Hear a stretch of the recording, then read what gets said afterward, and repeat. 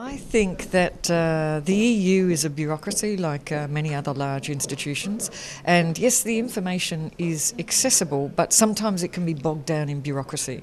So I think one of the things that institutions like the EU and the UN is another good example of this, what they need to understand are the needs of journalists, and journalists need stories very, very quickly. And when you go through layers of bureaucracy to get something approved, whether it's an interview or press release, often what happens is that journalists move on to another story. I mean, it's not the only thing. We were talking about, mostly about foreign news with a particular emphasis on EU coverage. And the challenge for any journalist anywhere in the world when covering the EU is how to make it interesting.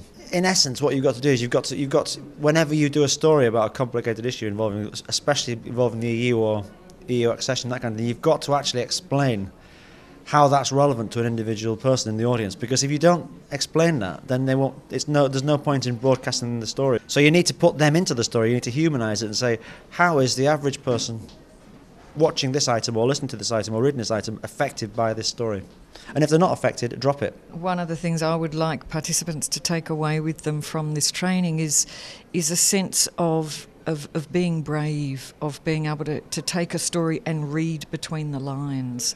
So to see beyond what they just see in a press release or what they might hear in an interview, that it's very important you get a diversity of views. There's always more than 1, 2, 3 sides to a story, and try and get all those sides and then present that to the public and let them decide.